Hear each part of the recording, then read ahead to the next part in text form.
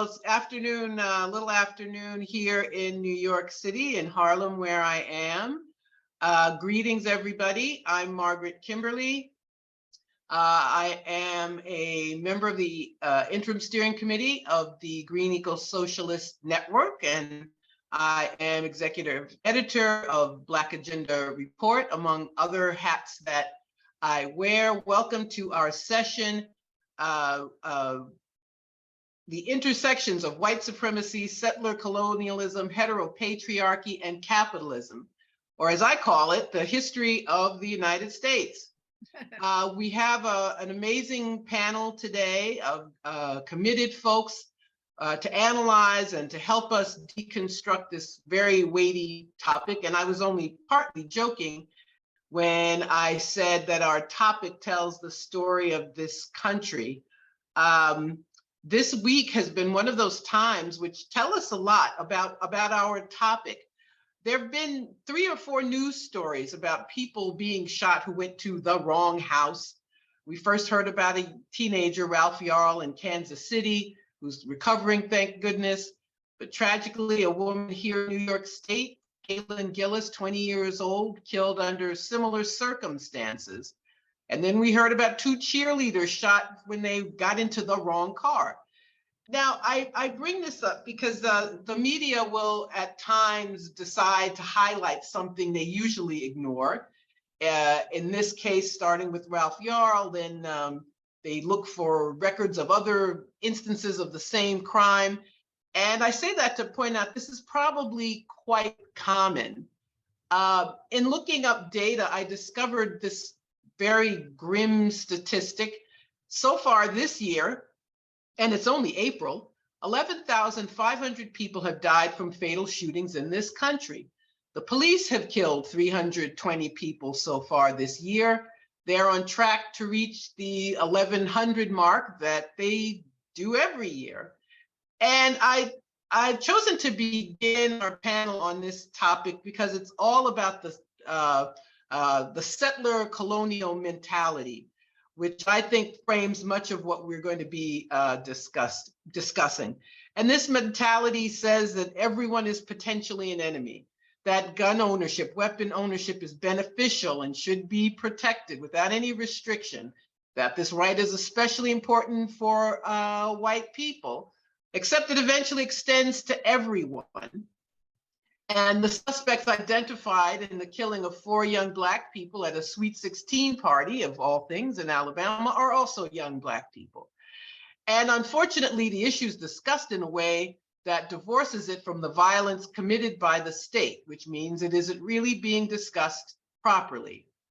Meanwhile, while individuals shoot and kill each other for little or no reason, the President of the United States is a strikebreaker, who deprived railroad workers of their right to strike while lying to the rest of us about needing some sort of a deal with the railroad companies, when he could have just issued an executive order and provided them with the paid sick leave that was the sticking point in their negotiation.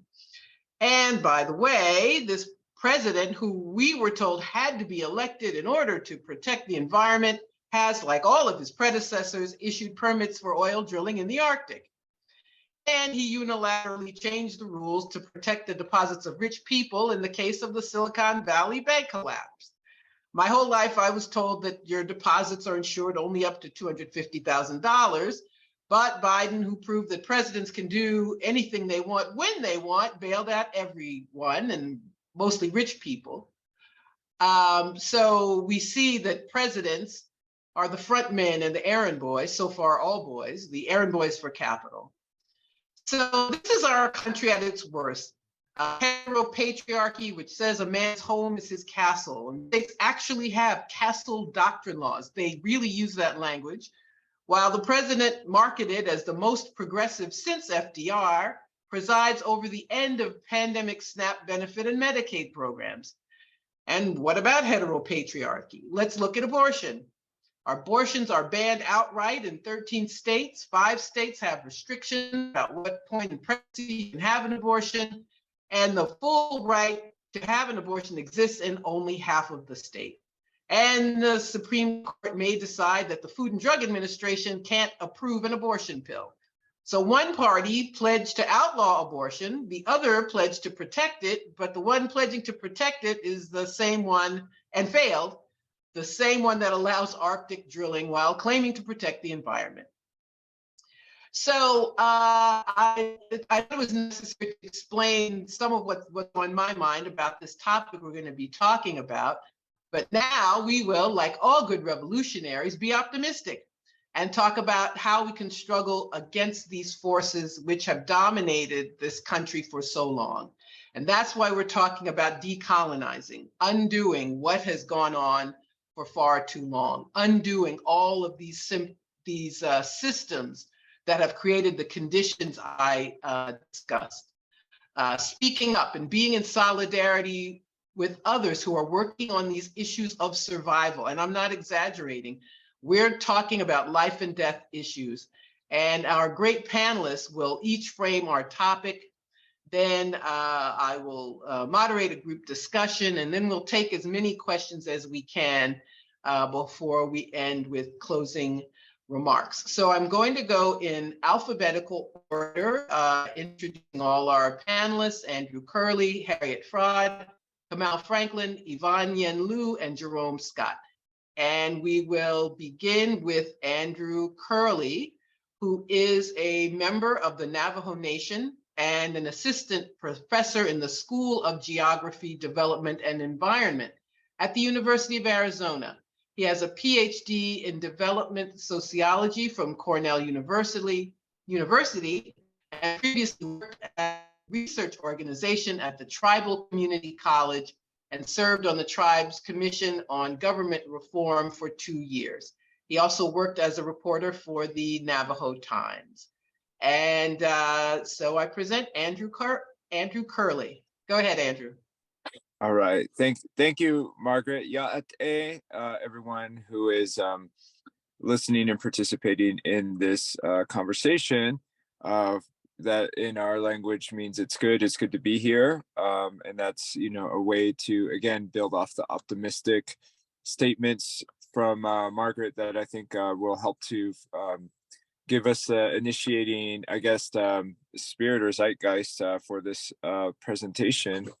And I'm also zooming in from Albuquerque, New Mexico, home to many indigenous nations in the area, including Dene people, and that's the tribe that I'm a member of. From my perspective, I'm going to be talking about some experience doing research and work in the Navajo Nation, thinking about some of these broader ideas of decolonization, working against the legacies of white supremacy, hetero-patriarchy, and how we might institute some of these changes through our tribal institutions. Now, immediately, people will point out that there are contradictions in this approach because these tribal institutions were created, established, and set up by colonial overseers, by the United States in what was called the Indian Reorganization Act in 1935, and creating a form of power hierarchy that was uncommon and new to many of the communities where they were implemented, and that was all of the federally recognized tribes. And so we, out of these reorganizations and changes, we had a tribal government, a council that would make decisions on things like mine and mineral leasing, and anything that had to do with intergovernmental negotiations between the tribe and outside corporations. Or the tribe and outside governments, like the state governments or the federal government. Now, the problem is that the federal government, even though it gave tribes these authorities, still retains title to all lands that are reservation lands. So the lands are held in quote unquote trust based on the ideas of the link to the doctrine of discovery and domestic dependent relationship between the federal government and tribes. So the theory is that Indian people are too stupid to organize themselves and that they need white people to oversee their governments and their lands and make decisions on their behalf. And that's pretty much been the operating logic of federal Indian relations going back to the 1830s.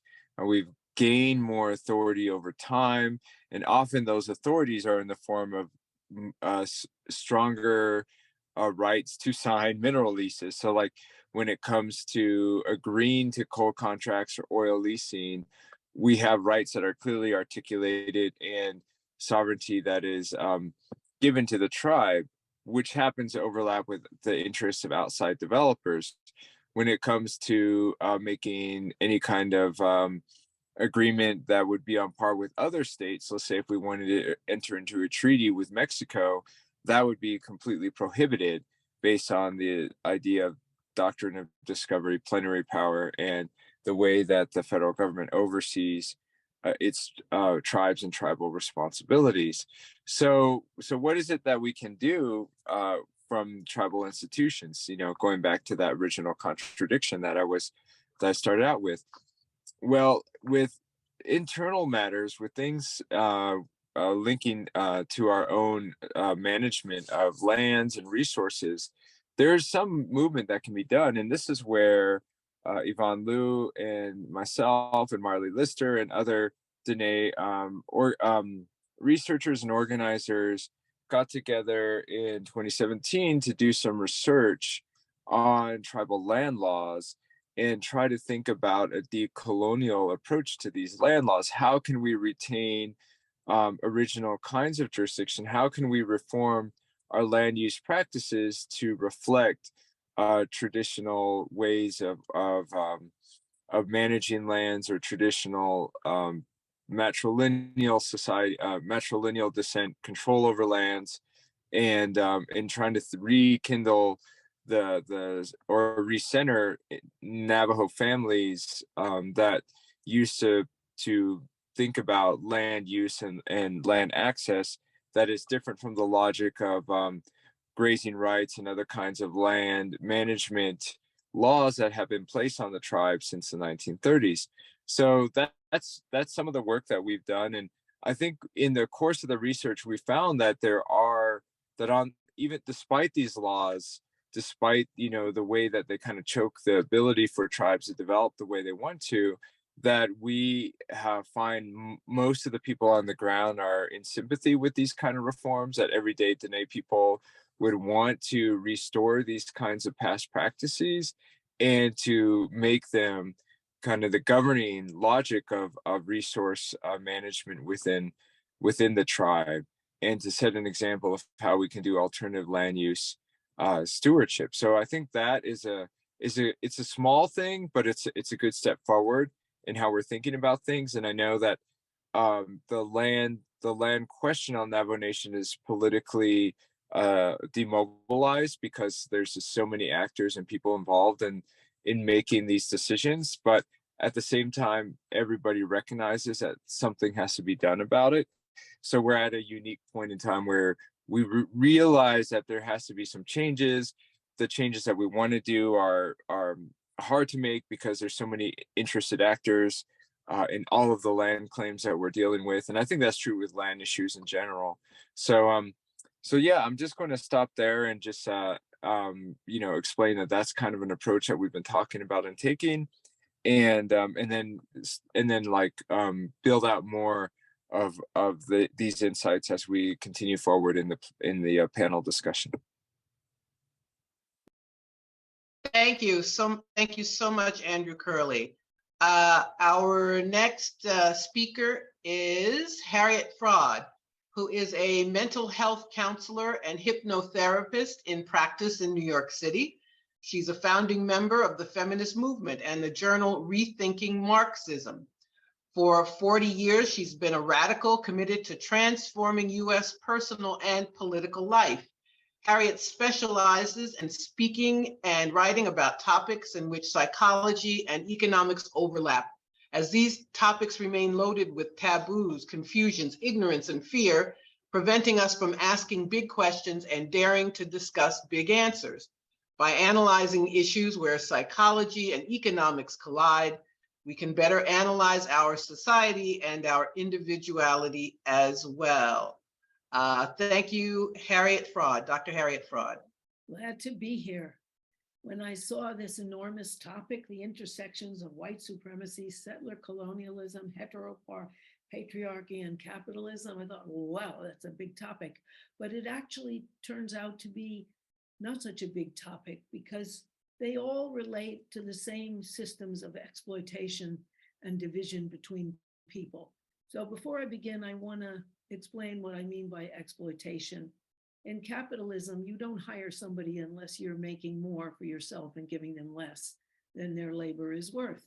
It's a form of ripping people off that has been really perfected as capitalism has been untrammeled largely in the United States, and incomes have been allocated and fortunes have been allocated up.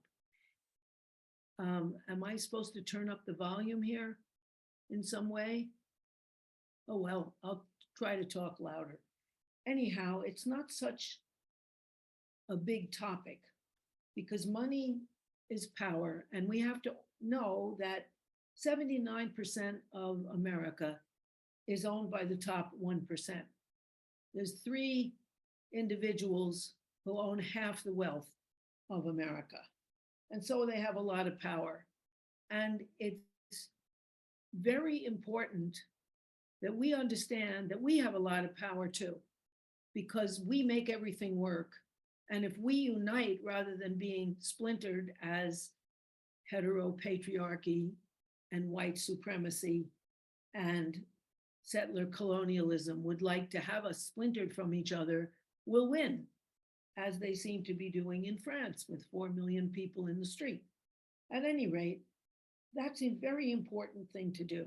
So let's first talk about, well, let's talk about them in turn. White supremacy. What do people get out of it? Why is it employed? Well, I think what people get out of it is dividing people from one another so we don't unite and overthrow capitalism and create a cooperative society. You know, that in our history, there was something in the very beginning of our history called Bacon's Rebellion, where people who were enslaved combined with bondspeople, because most people who came to the United States, particularly in Virginia, where this Bacon's Rebellion happened, most people were brought here as bondspeople. Their fare was paid, and then they had to work for 7 years. And for women, they had to be a wife often for 7 years before they were freed. And if they ran away, they had to serve more. So they were half slaves. So the white bondspeople combined with the slaves and combined with the Native Americans to overthrow the system in Virginia. Well, they were violently suppressed. And from then on, they instituted racism, where white people were given superiority because they didn't want that unity to ever threaten them again. And white supremacy is a way of giving whites the illusion that they are superior because they have more rights than people of color.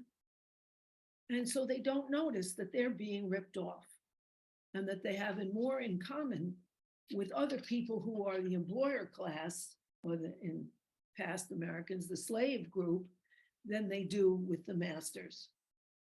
That way, capitalism can thrive because you can get people hating each other and not uniting, dividing them by race.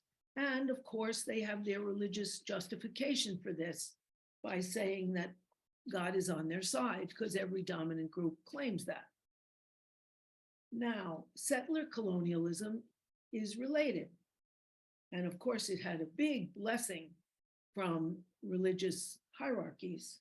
In 1452, Pope Nicholas Diversas authorized Portugal to, if they landed, then there was another authorization as well, they allowed the conquerors and the, quote, discoverers, though how you could discover a land that other people discovered hundreds of years ago is quite a trick, but it allowed them to conquer and subdue anyone who was there before under the blessing of God. And therefore, Columbus, in our case, came, raped, and murdered the native peoples, the indigenous peoples. There have been 55 million as the lower estimate of indigenous Americans who were murdered here, and try to make them slaves. Now, the Native Americans, the indigenous people, preferred to kill themselves than be enslaved, so they had to import Africans. But that was something, that was a way of dividing people, those who are conquered, those who are indigenous, versus the superior conquerors anointed by God to conquer, rape, and pillage. However, that's of course not alone. There are other henchmen in dividing us, because divide and conquer is the basic principle. In hetero-patriarchy, you divide males from females. And that's in the patriarchy part, then I'll get to the hetero part later. The patriarchy part, you have half the population chained to service through culture and, of course, religiously blessed by hierarchical religions. So half the population is inferior and is supposed to serve the other people based on their biology. They're supposed to provide domestic services, cooking, cleaning, maintaining life for the other half. They're also supposed to provide emotional services, so men don't have to know that they have any emotions, because women are there to be emotional. And social services, connecting men with other men and other people by entertaining them, connecting them with their children and their relatives, all these jobs that women were supposed to do, and sexual services to which men were entitled. And therefore, you have a group that has these goodies, which are all those entitlements, and another group which is chained into labor that is unpaid. However, as with all conquerors, they lose their connection to humanity by wiping out large portions of humanity. In men's case, they lose the emotional permission to be vulnerable. They also lose their emotional independence. They also lose their ability to have somebody help them socially connect. And I think that's why all of the mass murderers, except one who was an aspiring man, she was a transgender person, all of them have been men who are driven mad because none of them are connected to a partner who serves them in this way. And they literally go mad and take revenge. As I've studied mass shooters, they all have one thing or two things in common. They lose an emotional connection, a partner, and or a job, connections to their masculine privilege, and they don't know how to function without them. Now, the other part is hetero, where here again, religion is used to justify separations between men and women as biologically designated sexual choices. And here again, you mobilize a portion of the population against the other portion, giving them a sense of being superior and losing their connection with humanity. And you isolate people from one another, which is the point, because united will win. There's so many of us and they need us to keep this whole thing going. You look around you, everything's made by people doing the work. And if you direct your hatred to some groups of people and feel yourself relatively privileged, you lose track of the fact that if united, you could really own the whole shebang and have a loving and connected and nice way of relating to each other. So the common denominator is capitalism, the common denominator that breeds greed and division in order to have some people profit off of other people's labor and feel good about it, is what has brought us two ecological disasters in the last month: the East Palestine derailment where the engineer driving the train appealed to the central office and saying, I have 2 warnings that wheel bearings are out. And they said, go on. Of course, it's more expensive to stop a train and replace the wheels. And so they have poisoned the water. 40,000 fish instantly died. They poisoned the air. People are going to breathe toxic chemicals for generations. And the other one was in Richmond, Indiana, where a plastics factory burned, distributing toxic chemicals deeply to the 2,000 people right around there, and for the rest of us for generations, because although they'd been warned many times, the man was making money and didn't want to clean up the plastics that could ignite. That's the same disaster that brings us the push to child labor right now, that capitalists deny compassion. Capitalism, the idea that you get more money for you, less for the other people around you, is the reason that 10 states have laws that reduce the age of work, and 8 others are in line to do the same thing, because the corporate capitalists control the legislators, and they want migrant children to work for less money at dangerous jobs. And we could go on and on and on with examples.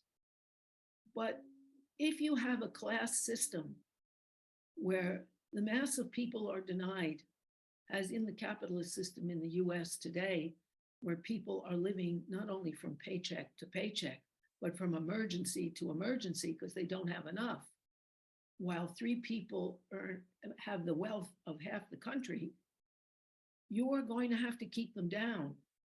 And the ways of separating people from uniting as a class of the employed are hetero-patriarchy, settler colonialism, racism, sexism, and discrimination on the basis of sexual practice. And those are the things we have to defeat. The reason the French are winning against their oppressive government is that, and the reason there are 4 million people out there, is because they are united.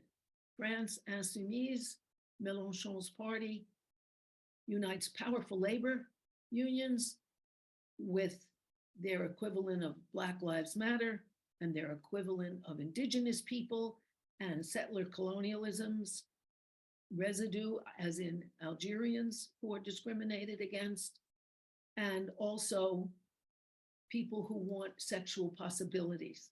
And so our job is to unite together where we can defeat those 4 evils and we'll win. The end. Thank you. Thank you so much, Harriet. Great conversations. And our next speaker is Kamau Franklin. He is the founder of Community Movement Builders. He's been a community organizer for over 30 years, beginning in New York City, and he's now based in Atlanta. Kamau Franklin has coordinated and led community cop watch programs, liberation freedom schools for youth, electoral and policy campaigns, large-scale community gardens, organizing collectives, and alternatives to incarceration programs. He was an attorney for 10 years in New York with his own practice in criminal, civil rights, and transactional law. He lives in Atlanta, Georgia, with his wife and 2 children. Kamau Franklin. Hey, how are you guys doing? Thank you so much for having me. I really appreciate it.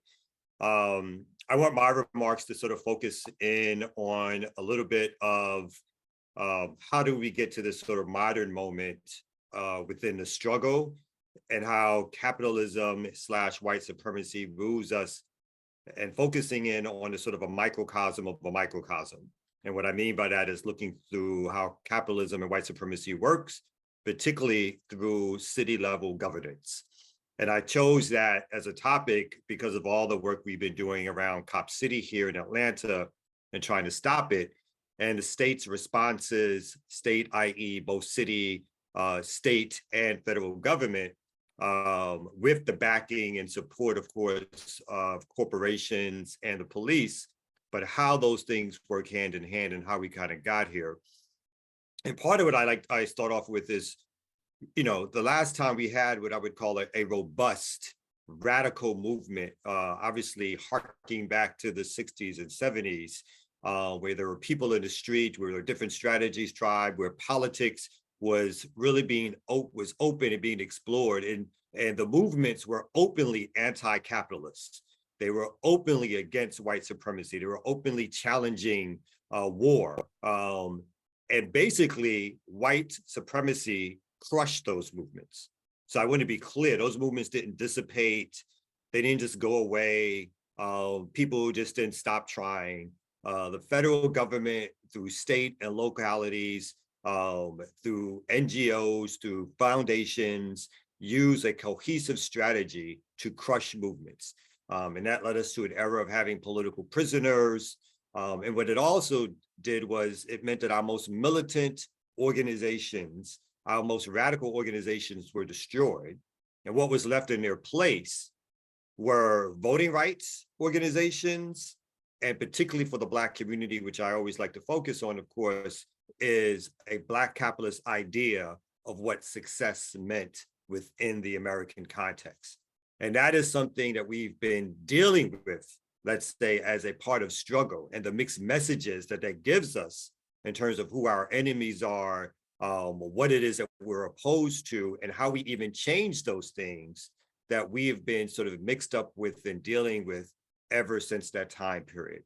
And I use Atlanta as somewhat of a bridge to that topic because, Atlanta during the civil rights movement in particular, instead of having one or having a Black Power movement or having a radical movement, the leaders of the white political and economic elite in Atlanta basically made a deal with what was becoming the Black majority. And again, focusing on Black folks as the people, in my opinion, who we have the most, let's say, not only internal ideas around what is innately wrong with America, right?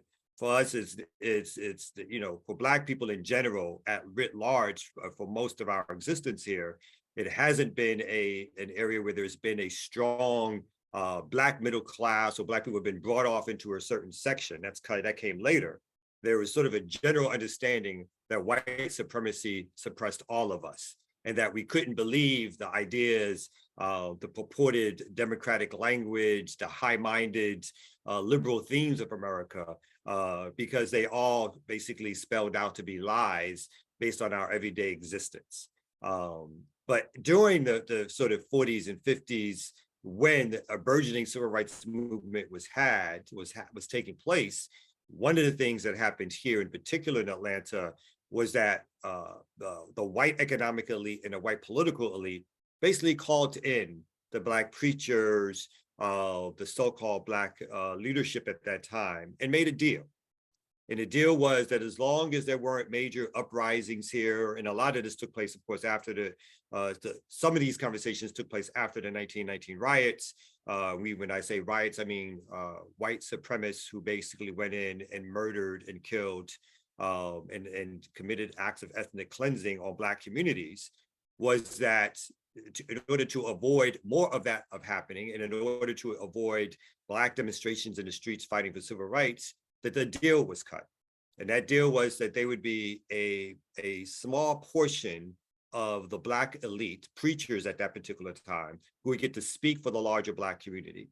And their role was to contain the Black community, to make it understand that this larger white economic elite would give resources, not a lot of resources, but some resources in return for them keeping a quote unquote lid on the resistance of the Black masses.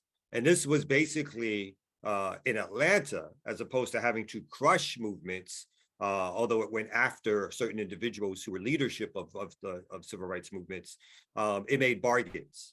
And those bargains became, in some ways, the ways that after larger movements were crushed, that most municipalities dealt with larger Black communities and or majority Black communities in cities. I bring this up because white supremacy, particularly in the United States, is reaching a focal moment where white folks will have to lead from the minority, right? So basically, think apartheid South Africa.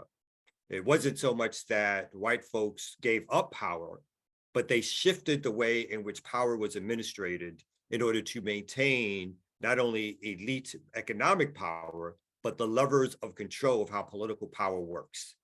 And so Atlanta is a great model of how other cities, after the destruction of, again, radical movements and Black power movements, began to operate. As Atlanta became the majority in terms of the larger population, the Black people became the majority in Atlanta of the larger population of folks, and it became clear that Jim Crow formally was going by the wayside, more agreements were made to allow Black mayors and/or Black mayors to become the official leaders of the city. Black majority city councils became the leaders. Now, with the rhetoric that these folks came out of the community with, their claim was that they were going to use this newfound political power for the goodness of the larger Black constituency, which voted them into office. But as we know, if we can look at the history, what they instead did was they worked on behalf of the white economic and political elites to maintain not only the status quo, but now when we look at what's happened from the 60s, 70s, and 80s to the present day, to be the bulwark of keeping white supremacy in place and pushing folks of color, particularly Black folks, out of central cities, in effect creating a French model of central cities where the folks who do the day-to-day mass work, the day-to-day wage earner work, basically we have an economic sundown city, and this is happening all over the country, where you're allowed to work in the central city, but you're not allowed to live there. And so when your shift is over, it is time for you to leave. And there's a strong police force and police presence to effect your leaving the city at certain times. Otherwise, you are coming under the control of a police presence. 85 to 90% of the arrests that happen in Atlanta are of Black people in Atlanta, although we no longer represent the majority of the city, going from upwards of 60% to now 49%. And how does this control happen, right? How does this white supremacy, even though it's not overt white supremacy, but this capitalist supremacy, continue to work to make sure that it maintains control over the majority, and particularly through the work of controlling the elected officials? One particular way is an integration of ideological ideas, that these political leaders have now come to represent the same ideas as their capitalist bosses, that you get ahead by not only voting, but by fighting for individual private wealth gain, right? In other words, be rich, right? Or die trying. And that is the insidious behavior and ideological ideas that they then pour down into the rest of the masses, through whether or not that's through entertainment, through commercials, through Sunday prosperity preaching, even now through preaching from activists and organizers around how we are supposed to make things and get ahead. There's also greater punishments, as in bond ratings of municipalities. If you go ahead and say you're going to do something progressive that the capitalist-minded folks don't like, they lower your bond ratings, which lowers your ability to borrow and to have more resources. So it's a checking mechanisms on you. The power of the state via the legislature to make controls over the city. And so we have that happening, particularly in Jackson, Mississippi, as one good example, where the legislature itself is creating judicial and policing districts that they control, that is outside the control of the municipality, right? But starkly in the heart of the municipality district. The power of the capitalists and the developers, right? The multinational corporations who have headquarters in a lot of these municipalities, and particularly here in Atlanta. When we look at areas in Atlanta like Buckhead, you have these powerful forces that exact pressure by threatening to leave, threatening to take their workers and go home or go to another place. And so if you do anything drastic or do anything that's considered progressive, like charge them more taxes, like fight for affordable housing, do something around alternatives to policing, those folks threaten to take their balls and go home. The power of the police themselves. Here in Atlanta, we talk about Cop City. When the movement got to be bigger and stronger and start to make headway in terms of getting media and pushing back their plans to do this, basically they formed a task force that was the Atlanta Police, the DeKalb County Police, the Georgia Bureau of Investigation, the Federal Bureau of Investigation, and Homeland Security. And that was done as a way to control and criminalize the movement by putting domestic terrorism charges on people, and also a way for them to show the power of their policing authority, in other words, the power of violence over the larger community to, again, put people in check. Lastly is the power of the vote. What I mean by that is the power to tell us how we affect change. And we can only affect change by voting for Democrats, even when it is those very Democrats who are the ones proposing things like Cop City, who are the ones leading gentrification, who are the ones who are telling us that individual capitalist ideology is what's going to get us ahead. But we are now told, because our organizations are flooded with cash from nonprofits who tell us to support a voting rights or policy mechanism as our mainstay of strategy. And that pulls us back into this cycle of believing that we're going to vote ourselves into a mess that we never voted to get into in the first place. And I'll wrap up with this. So the high point of what we should be doing or arguing for or fighting for me, is always going to be around the idea of organizing. We are only going to get out of this mess or be able to fight back or work to stop capitalist intervention in our communities or fighting white supremacy is if we are organizing our communities, organizing for creating not only alternative models of economic development, not that they're going to be big enough to destroy capitalism, but that they influence people to show that there's other ways in which development can happen. And so therefore, they are now inspired to do the work that we want them to do. We must challenge the state as we build power outside of the state. And that is always going to be the tried and true mechanism in which we fight to win power, to end white supremacy, patriarchy, and capitalism. Thank you so much for having me. Thank you, Kamau. Everybody's great, of course. Anyway, our next speaker, Yvonne Yen Liu. She's the co-founder and research director at Solidarity Research Center. She's also the coordinator of the Municipalism Learning Series, which launches on May 1st. She's based in Los Angeles, California. She's a practitioner of research justice with over 15 years of being a nerd for racial and social justice organizations. I like that. Yvonne served on the boards of the U.S. Solidarity Economy Network and Data Commons Cooperative and the steering committee of the California Asset Building Coalition. She was the 2018 Activist in Residence Fellow at the UCLA Asian American Studies Center. Yvonne has a BA in Cultural Anthropology from Columbia University and an MA in Sociology from the CUNY Graduate Center, where she pursued a PhD. Yvonne Yen Liu. Thank you, Margaret, and thank you for all of the organizers of this conference for having us. I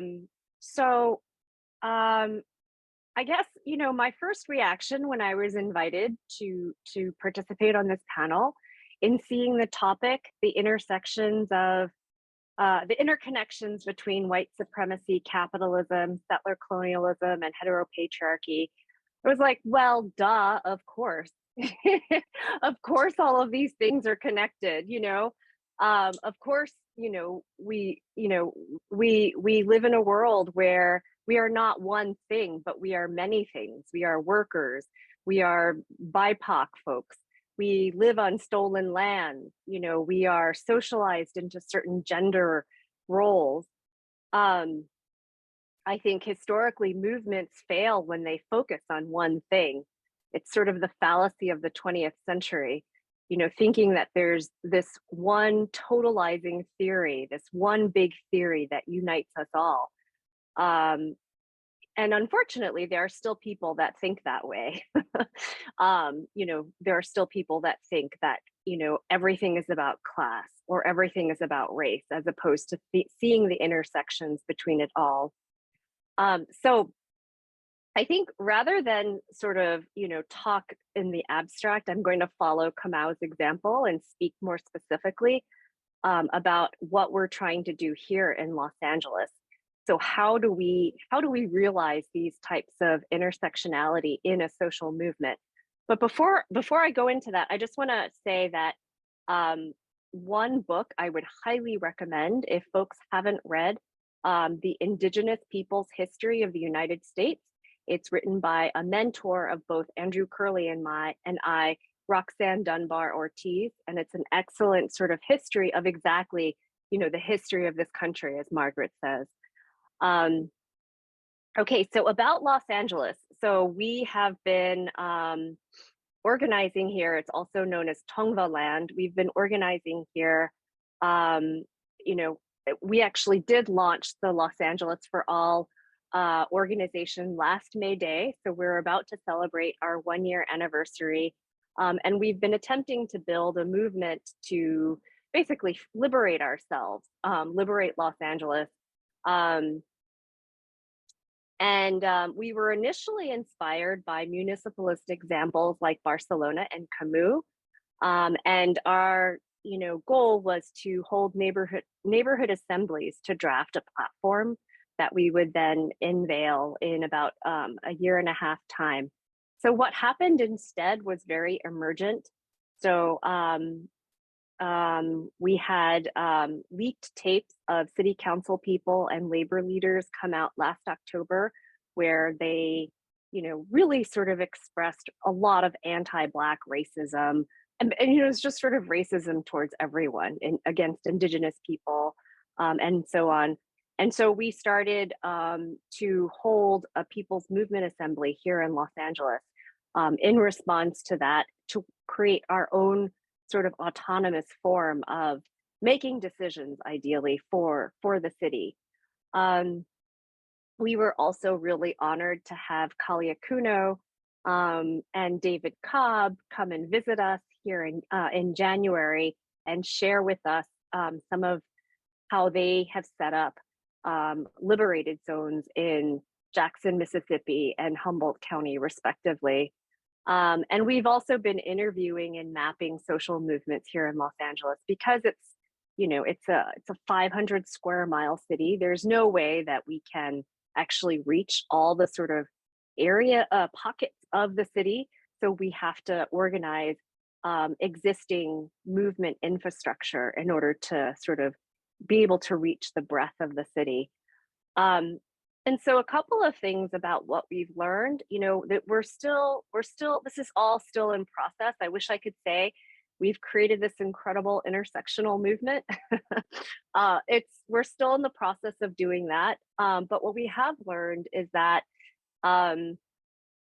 we have to be decolonial. We can't just import Eurocentric frameworks like municipalism, from Vermont or from Barcelona. We have to, really adapt it to the specific conditions and to the historical and the cultural contexts here in Los Angeles. We also learned that our movements need to be queer. So we read a lot about how in municipalism, people are attempting to feminize politics or to sort of uphold certain qualities attached to being feminine, such as being caring, such as being horizontal, such as being decentralized. And we really want to challenge that. We think that that is sort of reinforcing the gender binary. And so what does it look like instead to queer politics?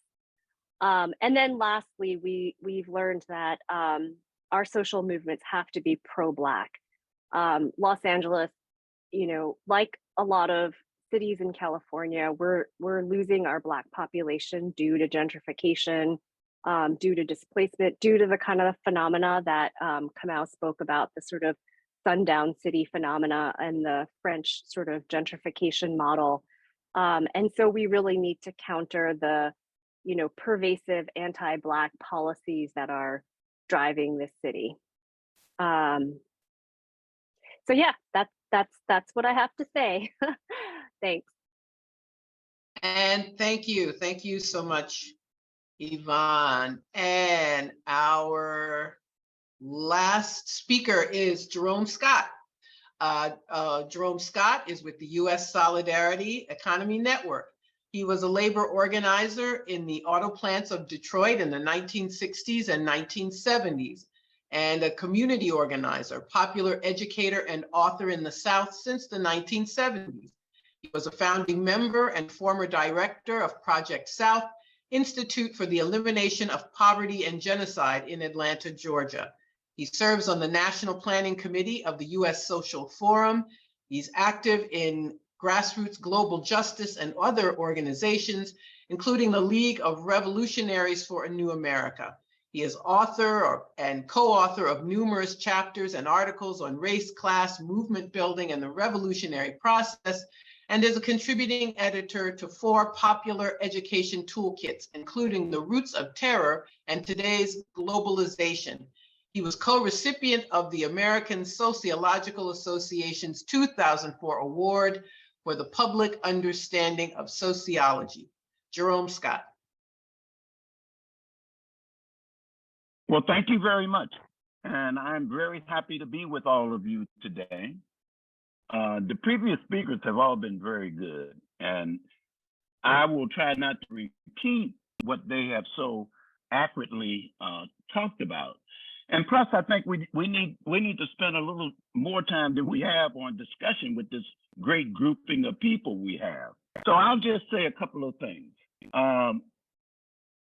First of all, I guess I should say one of the things that the panel has already spoke to really contextualize what I consider the nature of American society today.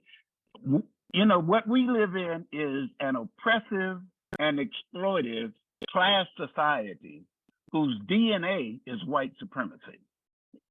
And I think that's important just to recognize, because what it says to me is that every national institution that exists in this country is riddled with white supremacy and is guided by white supremacy. And as a regent, I'm here in Atlanta, Georgia. And when I think about the base of this white supremacy, the actual center of it, it can be no other than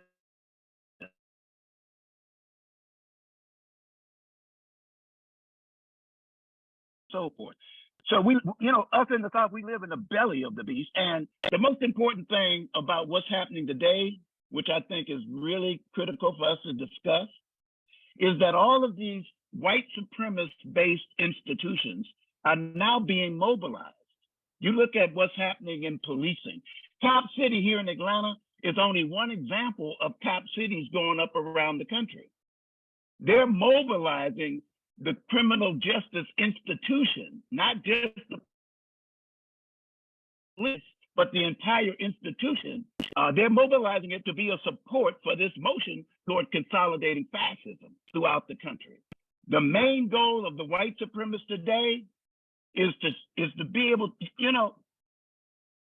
let me just back up a minute. What we're witnessing today is our class, the working class, is mobilizing throughout the country. This is creating a base of fear for the ruling class. And what that means is that they're afraid that this so-called democracy that we live under is not going to hold when this movement develops to such a strength. Therefore, they're moving toward a more violent, a more repressive form of state control. They're moving away from so-called democracy to open fascism. And that's the current most dangerous expression of white supremacy in this country.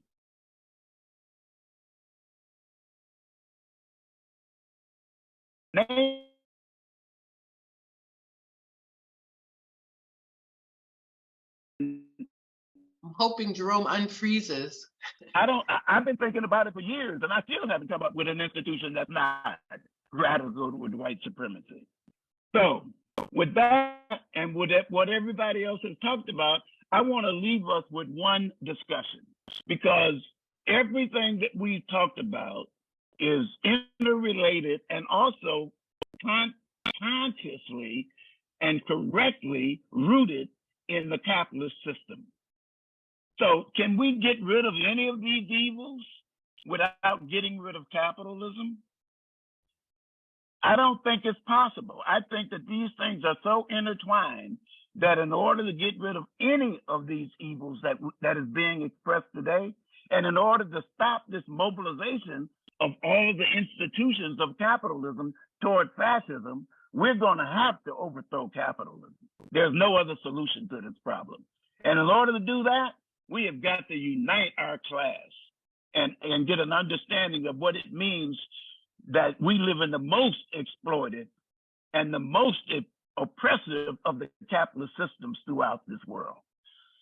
Hopefully we'll have a good discussion on all these topics in our last 30 minutes. Thank you for having me here today. Thank you so much. Great remarks from everybody.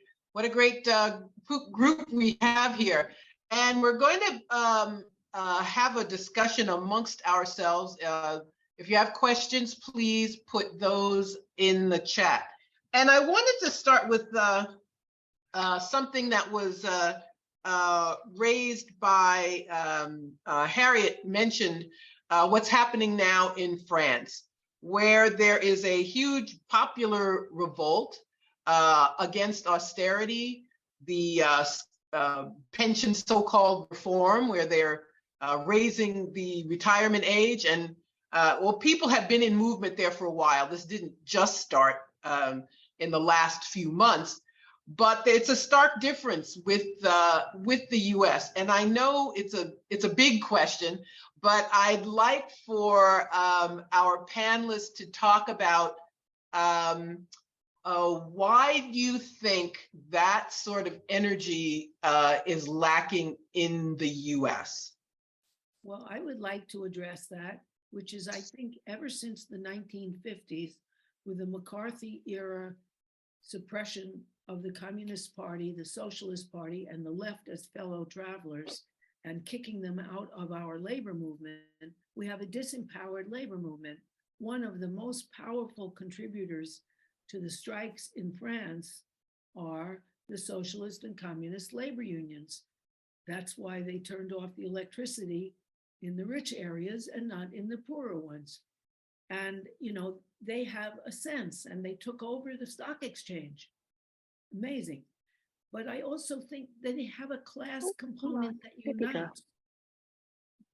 They also have this is a disembodied voice. I apologize, Harriet, but Andrew, we want to spotlight you, but we can't do so until you turn on your camera so that we can bring you into the circle. I apologize for the interruption. Go ahead. Go ahead, Harriet. Okay. The reason that France has been able to do it and we haven't is they have France Insoumise, France Unbowed, with Mélenchon as the head, but with huge participation as a united front that doesn't forget the different oppressions of anyone, but that unites on the basis of class. Because if the pensions are cut, people who've worked for 30 years or more, in the case of women who've had to take time off or kids, will still have to contribute part of their salary and they won't get their pension. And so it's an outrageous class assault on everyone. And I think we're beginning to catch on in that our unions are not only fighting for narrow bands of the labor movement, but are fighting for everyone, as they did in the California university system or the Chicago school system, but that we need a uniting force that acknowledges all the different ways that we are oppressed, but also understands that we have to have a class unity in order to change capitalism, and that everything is important here. But that without unity, we lose our strengths, because that's what we have. They have the money. We have the ability to work, the ability to make this whole society function. And I think that's why France has what they do. And I Thank think you. what Israel has, what they do at the moment with all those people in the streets, and the threat of a theocracy of the Orthodox that will alienate half the population, which is female. And that's what they're doing in Iran, where progressives are very much part of that movement. So I think we need that class unity as that respects all of our various exploitation and oppression. And France has it. Thank you, Harriet. Does anyone else want to respond to that question? Yeah, I mean, I'd like to say a couple of words on it. I think part of the, what we can't ignore is the different histories, obviously, as France as a colonialist power, which basically a white nation. And so the class and race differences have been different over the history. One of the things here in the United States, of course, is that the white working class too many times has sold out its so-called class interests because of the idea that it would get some scraps itself by being the front lines, at times, stormtroopers for racial divide that we have here, based on how white supremacy interacts here, is a reason why one reason why sort of a unified labor movement here of folks of different ethnic and racial backgrounds has not come together. Two, even though I do applaud what France is doing, I think also the France movement has to take a harder look at itself and its history, particularly because the socialist movements in France have not been historically completely anti-imperialist either. And so too many times the French have fought for what's good for them internally, but externally have supported, as the Socialist Party back in the day supported France's involvement in Vietnam or reclaiming its colonies. So we have to look at the unity on the ground in France, which should be celebrated, but also understand that the histories of the colonial power, which France was one of them, allows its internal population to feel like it's fighting for one thing without necessarily having what would be needed, in my estimation, which would be also an anti-imperialist politics, to really make sure that we have a clear understanding about, we're not just fighting for the working class of French to get better, which we do want, but if those don't extend to a larger anti-imperialist politics, then I think we still would be struggling, even if the French working class or the French working class achieve some of its goals, which again, I want them to do.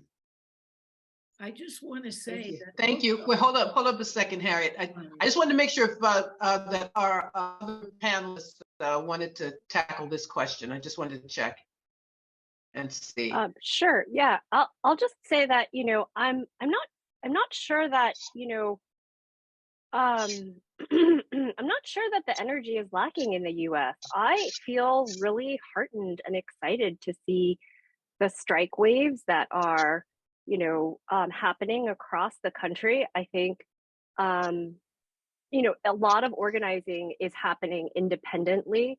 It may not happen within the traditional, guidelines of the labor movement, but workers are autonomously rising up and, forming bonds with their coworkers and demanding for better things. So I think the energy is actually on the rise in the US. Thank you very much. And I'd like to, if that's it, I'd like to move on to another question for our group. Next year, 2024, we have another presidential election.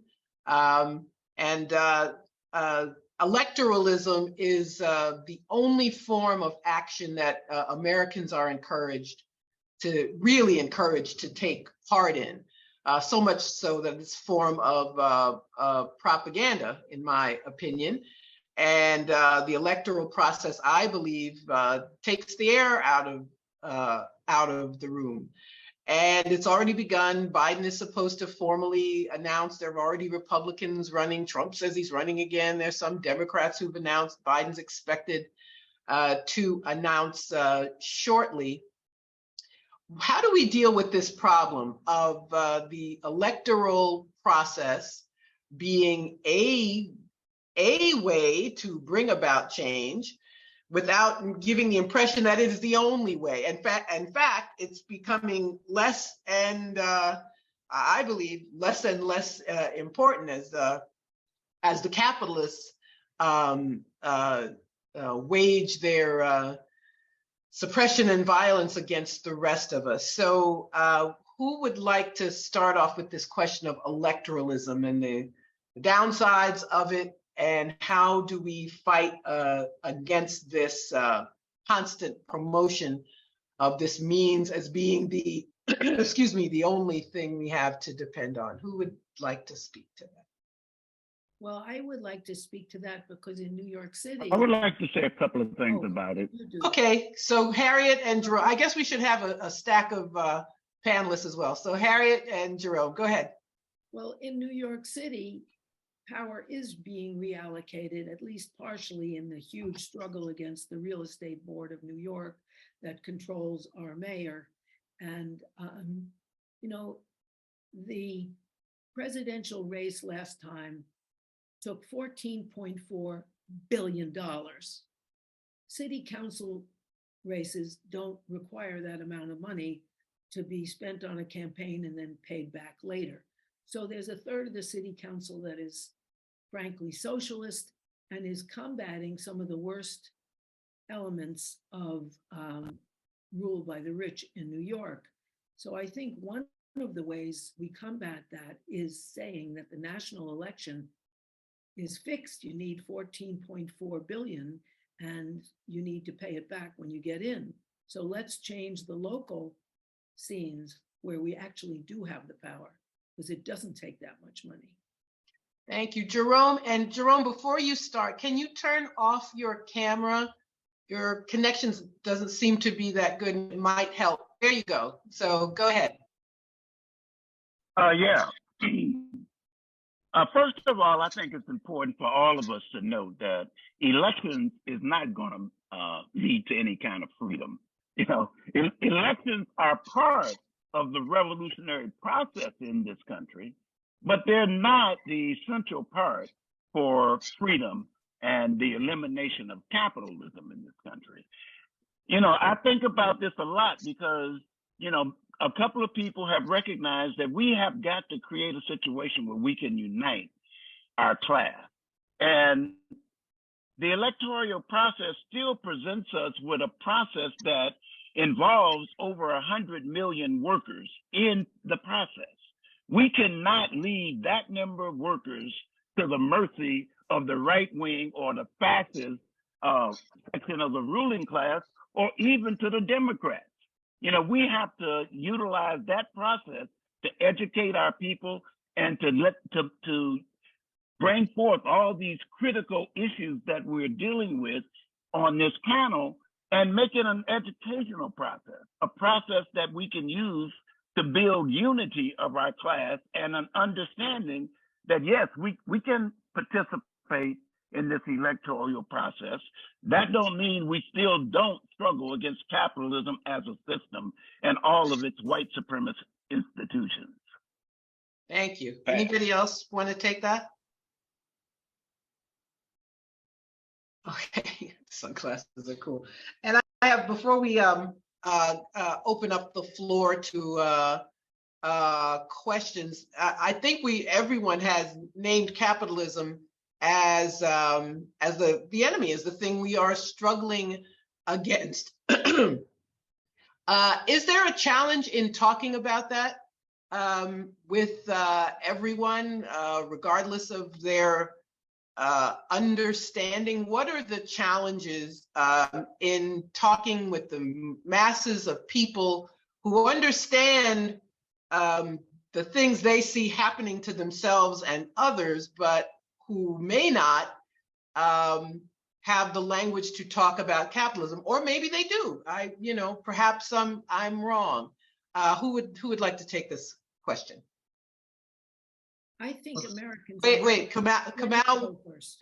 I'm going to let Kamau go first. He had his hand up first, even though you spoke first. Go ahead, Yeah. Kamau. So I was going to say, I mean, I still, so the direct answer to your question is yes, we have to talk about capitalism in my estimation. I think, we've reached a point in what's happening in this country where subtlety is not on our side. And so the idea that if we just talk about some of these things in very subtle ways or gloss over the language, even sometimes using terms to me like solidarity economy as opposed to saying socialism, are things that sometimes I'm a little like, okay, I get it. But so I do think a lot of times that we have to really struggle around naming things, which I think people do recognize. There's no folks that I know from my name, I'm from Brooklyn, the projects.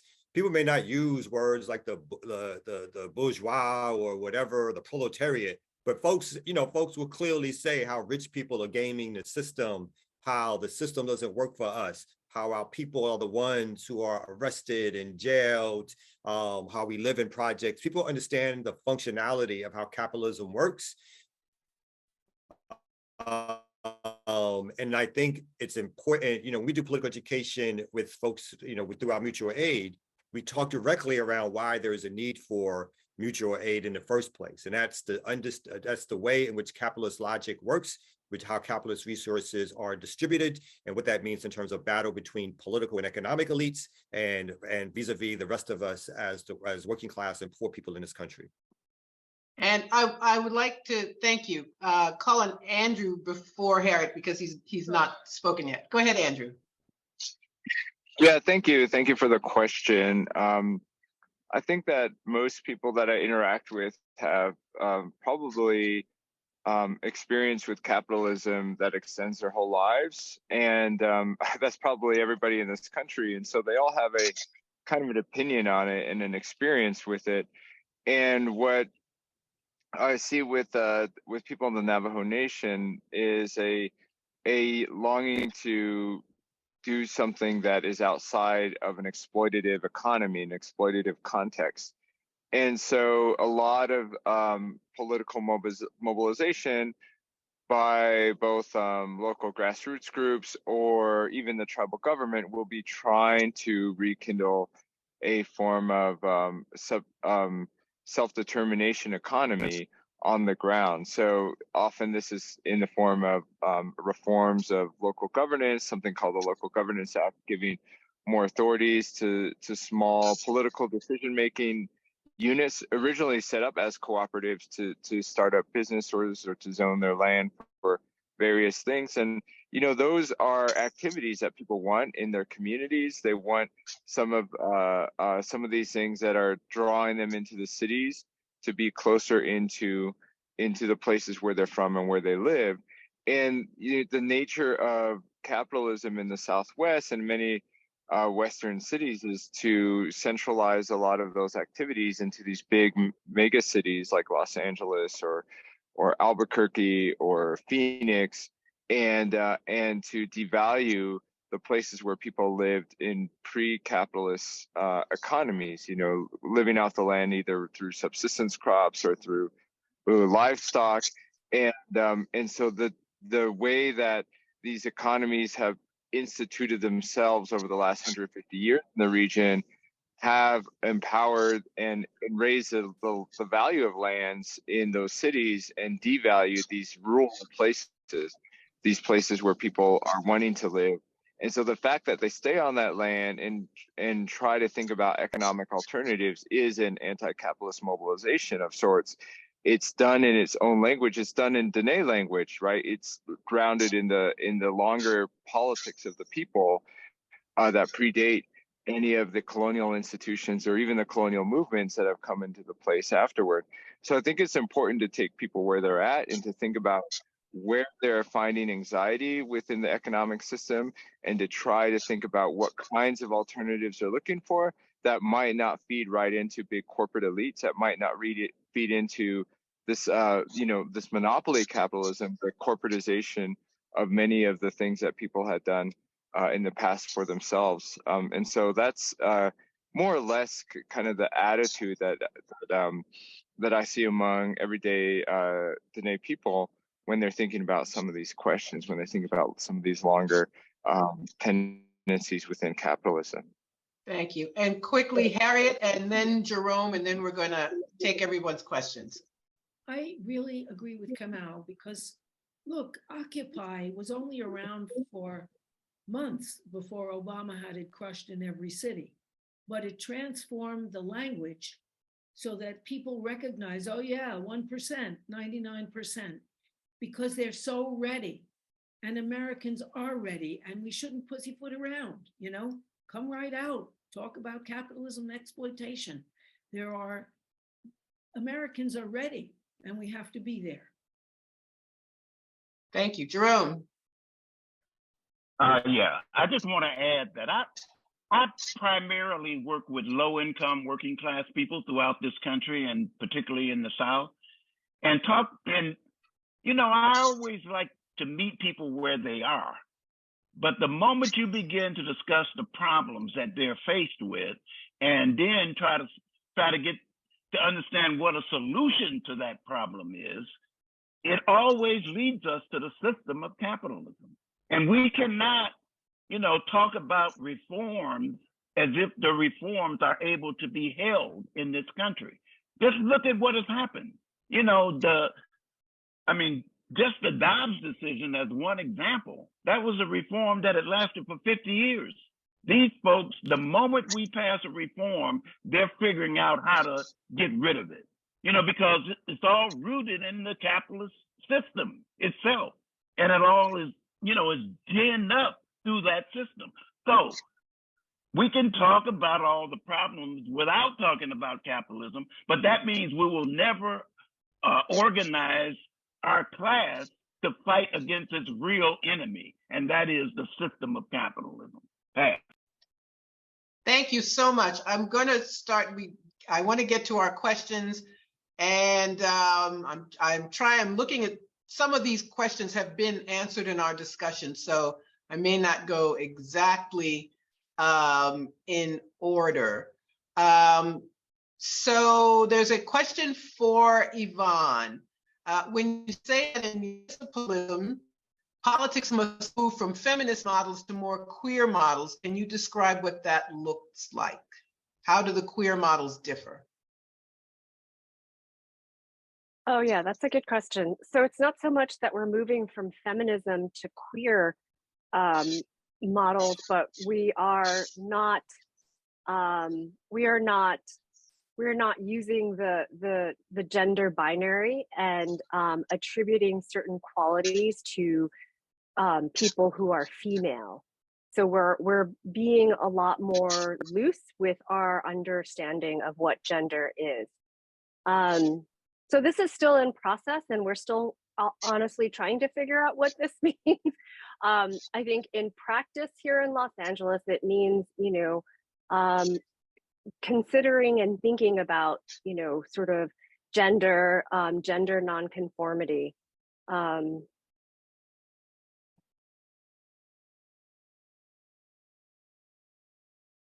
Okay, thank you. Someone has a question for Kamau. To what extent do labor movements just become middle managers, putting protective hedges around their company sector, rather than becoming generational stewards? I think that's obviously the problem of labor unions when they are strictly involved in issues of wages, healthcare, pension reform, is they're primarily interested in making sure the corporation goes on, but it just shares its spoils in a wider way. And so again, without the analysis of the working class is oppressed, that these measures are temporary, or that trade unions need to get involved in larger issues of society and create and fight for more radical change, then labor unions will do as some of them have done over the years, which is they're far more interested in building than they are on the impacts of community sometimes. So labor will sometimes be on the opposite side when we talk about, hey, these communities don't need a sports stadium, or all this money shouldn't go to a particular sports stadium. And too many times labor unions are like, well, these will provide jobs. And so since these will provide jobs, therefore we're going to be for them. And we don't really, or we're not going to get into those other issues. So when labor unions allow themselves to be put into a position where they're protecting the capitalist class, protecting the mode of development, which disfavors community and working class people, and their very workers who live in those communities, then I think that becomes part of the problem. And it becomes the buy-off element as opposed to sort of the radical element that helps change things in a larger, better way. Thank you. And here's a question for all of the panelists who wish to respond. What, in your point of view, is an example of a point of substantive disagreement within the left, perhaps with positions taken along intersectional poles, that needs to be addressed in order for progress to be made? Anybody want to take that? I think it's, I think that, am I correct, Michael? The point is a substantive disagreement in the left that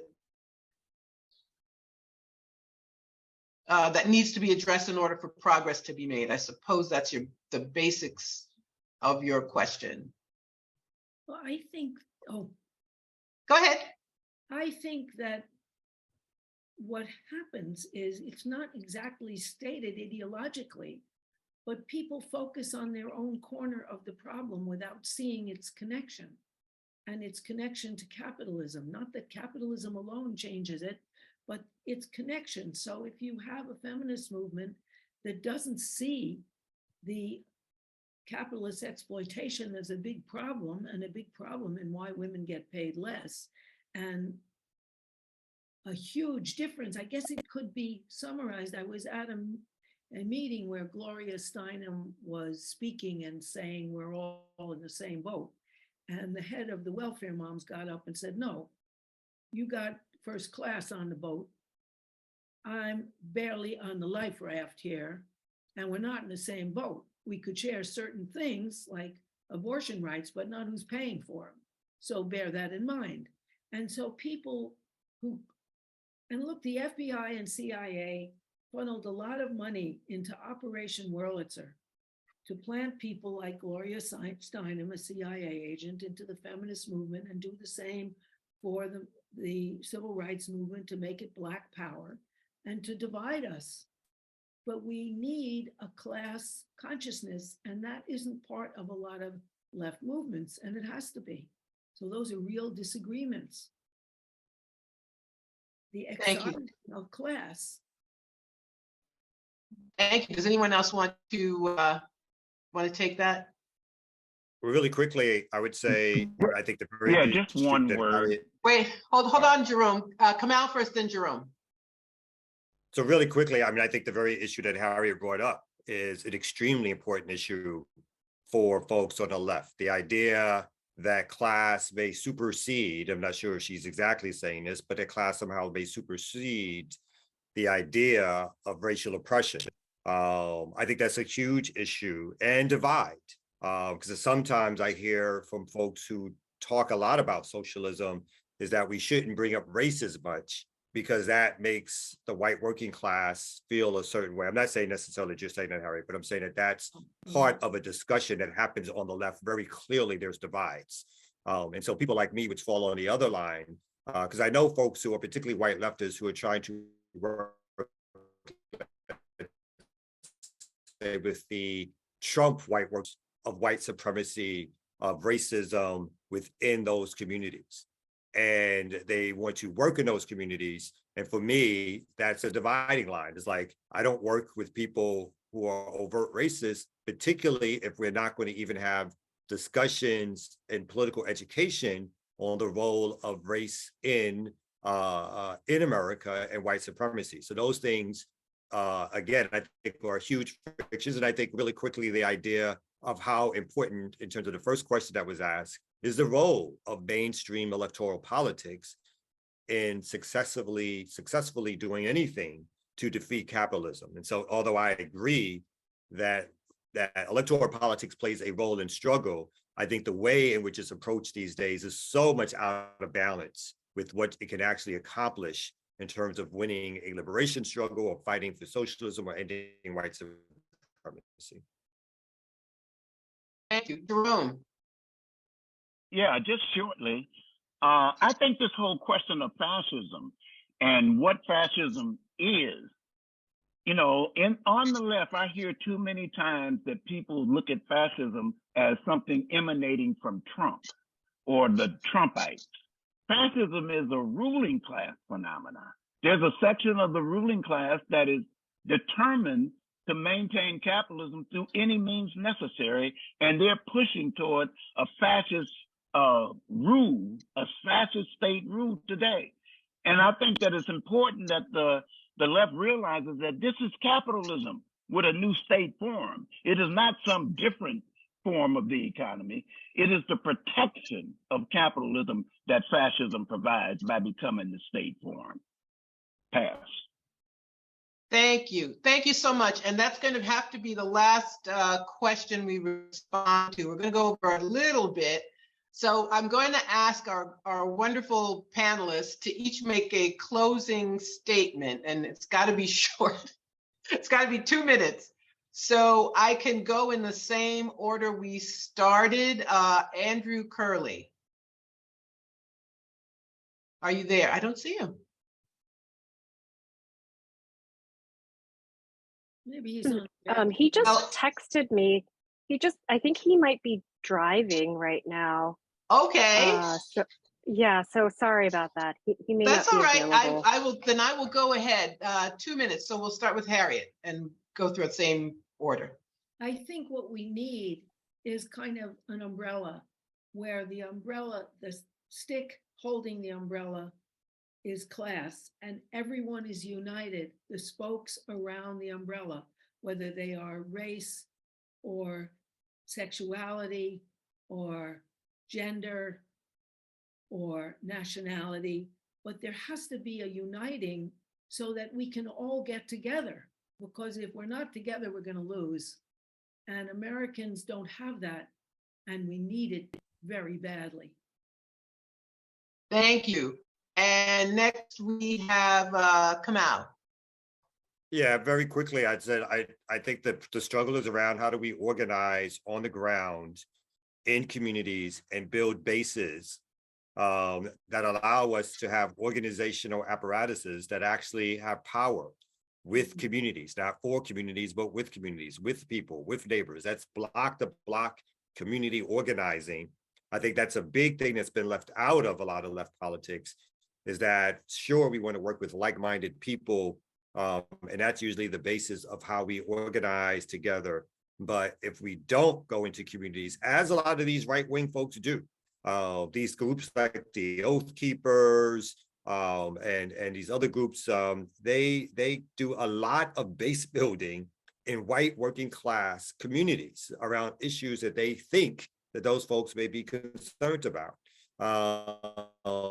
We on the left, too much times, feel very comfortable at parties talking amongst ourselves, or in political education sessions talking amongst ourselves, without deeply being rooted in organizing in communities.